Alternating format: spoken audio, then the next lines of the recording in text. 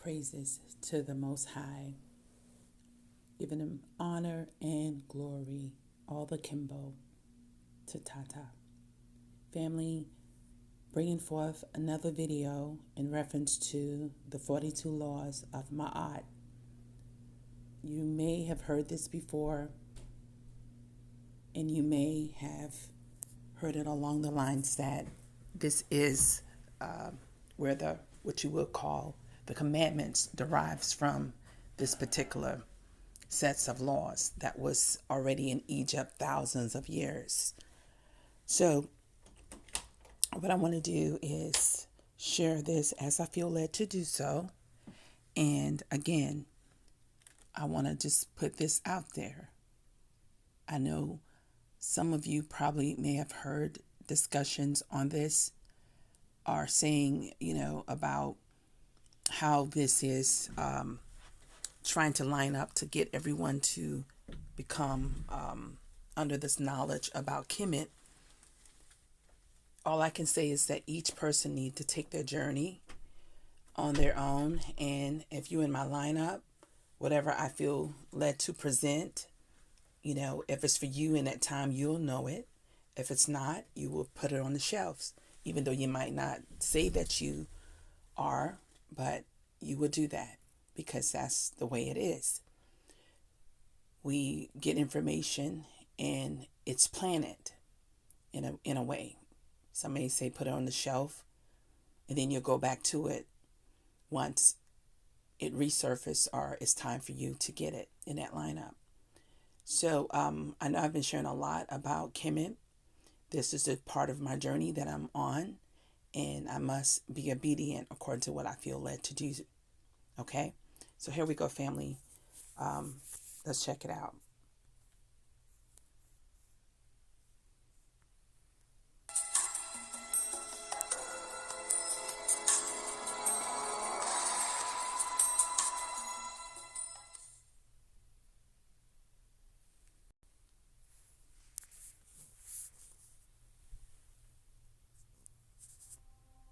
The 42 Laws of Ma'at. And so the Africans of ancient Egypt were established within the area of northeastern Africa by 3100 BC. This great and powerful African empire lasted over 3,000 years. The Africans of ancient Egypt were well versed in the areas of science, mathematics, warfare, trade, and medicine. However, they also had an extremely detailed religious and spiritual belief system. Now, the Egyptians believed in a concept called Ma'at. Ma'at was understood to be the notion of balance and divine order in the universe. The name Ma'at is generally translated into English as that which is straight. Ma'at also refers to truth, justice, and harmony. These Africans believed in the continuation of life after death in the spiritual realm. After physical death, they believed a human soul would be tested and a process of judgment would take place. In the Egyptian belief system, the heart was part of the soul, and thus the heart would be weighed against the feather of Ma'at. If the Egyptian heart was lighter or the same weight as the feather, then this indicated that he or she had led a good life and therefore they would be rewarded. If the heart was heavier than the feather, this indicated that the human had led an evil life, and so severe punishment was soon to come. While this process of judgment is taking place, the soul is surrounded by the 42 assessors of Ma'at. The 42 assessors of Ma'at were spiritual beings which were charged with the role of judging the human soul. The human soul must complete the declaration that they have not broken any of the 42 laws of Ma'at. The 42 laws of Ma'at are also known as the 42 divine principles of Ma'at, or the 42 declarations of innocence. These are some of the world's oldest moral codes for human conduct. In this sense, they are similar to the Ten Commandments, which the Jewish religious tradition and the Christian religious tradition adhere to. The 42 laws of Ma'at, which the human soul must state, are as follows. 1. I have not committed sin. 2. I have not committed robbery with violence. 3. I have not stolen. 4. I have not slain men and women. 5. I have not stolen grain. 6. I have not purloined offerings. 7. I have not stolen property of the gods. 8. I have not uttered lies. 9. I have not carried away food. 10. I have not uttered curses. 11. I have not committed adultery. 12. I have made none to weep. 13. I have not eaten the heart, which means I have not grieved for no good reason. 14. I have not attacked any man. 15. I am not a man of deceit. 16. I have not stolen cultivated land. 17. I have not been an eavesdropper. 18. I have slandered no man. 19. I have not been angry without just cause. 20. I have not debauched the wife of any man. 21. I have not debauched the wife of any man. This is a repeat of the previous affirmation, but addressed to a different spirit being. 22. I have not polluted myself. 23. I have terrorized none. 24. I have not transgressed the law. 25. I have not been wroth. 26. I have not shut my ears to the words of truth. 27. I have not blasphemed. 28. I am not a man of violence. 29. I am not a stirrer up of strife, or a disturber of the peace. 30. I have not acted or judged with undue haste. 31. I have not pried into matters. 32. I have not multiplied my words in speaking. 33. I have wronged none. I have done no evil. 34. I have not worked witchcraft against the king. 35. I have never stopped the flow of water. 36. I have never raised my voice, spoken arrogantly or in anger. 37. I have not cursed or blasphemed God. 38. I have not acted with evil rage. 39. I have not stolen the bread of God. 40. I have not carried away the kinfu cakes from the spirits of the dead. 41. I have not snatched away the bread of the child, nor treated with contempt the God of my city. 42. I have not slain the cattle belonging to God. Now, failure to pass the judgment would condemn the human soul to remain in the duat, which is the underworld.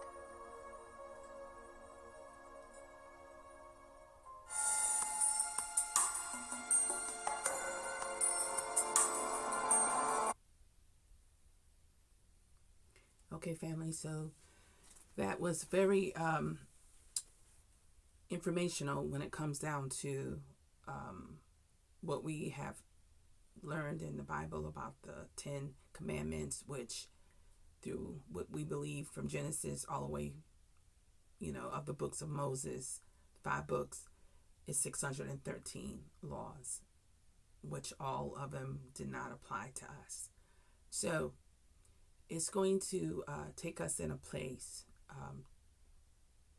for those who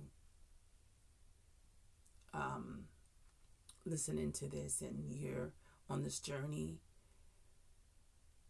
at this point, or you will be at a later time, to look at what the commandments of the Bible that we know, how it lines up with this, we have to remember, I want to, add this in there. When Moses brought the children, or what, believed to be the Israelites, out of Egypt, the commandments were given then in the wilderness. So the way how the Bible, show how the Most High brings forth a plague or judgment or chastisement is through not carrying out the commandments, through sin.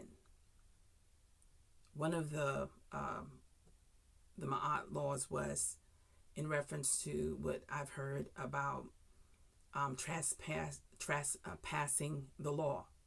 That's in the Bible, meaning that mean a transgression of the law. I'm sorry. That's in the Bible, so it means to sin. But that's one of the laws of Ma'at, which is coming from the wall of Egypt. And there were documents that were found, and a book was transformed from it or brought forth into the light, which is called the Book of the Dead, I want to say, and some other perhaps books or articles. But I want to, basically look at what's on the wall and remember that this was thousands of years before the Bible even came into play. So throughout the earth, before the Bible came into play, before the Ten Commandments, without even knowing about Ma'at, think about it. How did the world flourish? What was their conscience? I know the ones in Africa and the ones in America through the natives that say that what they were taught in other places. But what did the European do? What was their moment in time to say what is right and what is wrong? What is the balance there? Well, we know for when we see the symbol of justice today, the balance is uneven. It's not level. It's not balanced. One is up and one is down when you look at I'm not sure if it's dealing with the justice system of this world. One moment. Okay, family, I just wanted to make an account of this. So you see the justice statue of America, and you see it's one is higher and then the other. However, what I'm basically seeing is that they really all look balanced. However, just depending on how you're looking at it, how it's being held up. But this is all, derives from Egypt, from Kemet. Okay, so I just wanted to touch on this. Okay, so it all derives from that. So this should speak volume unto us. I know that it's a lot and it's different from what we have been taught, going to have us to rethink and relook at a lot of different things when it comes down to the scriptures and what was told to us that we could not do versus what we could do and so forth like that. We just have to make sure, according to what I'm understanding. So this, along the way, if you're moving in this direction of understanding that what I have presented, brought forth to you, that I felt led to bring forth, speaking that, the Egyptians and the Israelites were really the same people. I want to say along with the Canaanites and whomever else that ties in, that were, considered bywords for the actual people to draw the narrative. So I just want to add my testimony in briefly. A year ago, I was seeking the Most High about the Messiah and how to line up about Trinity, and if because I saw the contradiction in the Bible in reference to different scriptures from the New Testament and the Old Testament, and I went on a fast. And when I did the fast, I had set out for it to be 7 days, but on the second day, of the fast, I was sitting back at my windows going out onto my deck. And while I was, well, I say windows, but the French doors going out to the deck. So I was just sitting there looking out on the backyard. And I was asked a question. And I didn't say audibly heard the voice, but it surfaced and asked three words. And the words were meek, if I was that, righteous, if I was that, and also justice. So I had to look up each word. I felt led to look up each word and then answer it according to what the definition was. And that reminds me of how my art is. It lines up with, being righteous and being, when it comes to what I want to say, meek, and then the justice part. But one of the words that I want to say, the ones that use who describe this of my art, say truth. So they say truth, justice, and I don't know why I keep forgetting truth, justice, and because I was asked the word meek, righteous, and justice.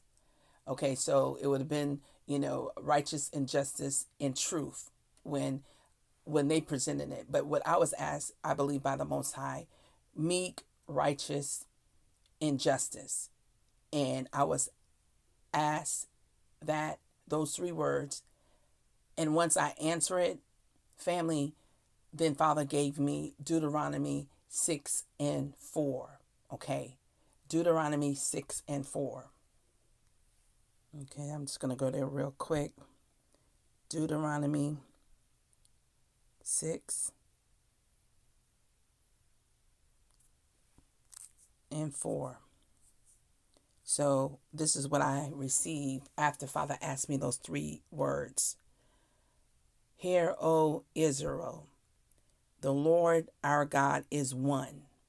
So immediately that was confirmation for me to know that the Most High is one. The storyline surrounding that Messiah that the world uplifts, whether you make him black or white or change his name to Hebrew, Bantu, Father was letting me know that the Most High is one. One. Okay. Then shortly after that, I received a name of a song. Okay. But it was giving me the name of the person. And once I went to look it up, let me get that as well if I can get to it. One moment. Okay, family, I went looking for that video of that song, and if Father bring it to my remembrance at a later time, I'll share it. I've shared it before on here, but the name is not coming. But it was a name that was given to me and led me on YouTube. I put it in, and right beside the person's name, it says only one, like another confirmation to what was given to me in Deuteronomy 6 and 4. So I asked the Most High to bring it back to my remembrance. If you want me to share this in this video per se, and nothing has come, so I'm going to go ahead and close out. But I just wanted to, bring this for a family, continuously to seek the Most High, for those who are on the journey or starting the journey. Put it on the shelf, family, for those who still, in this mode of saying this can't be, or I don't even see any connections to us being these people. Why would this all be in this manner? Why all this happening? Only thing I can say to you all is seek the Most High. Hallelujah. Hallelujah. Okay, fam. See you in the next video. As the Most High give me leeway.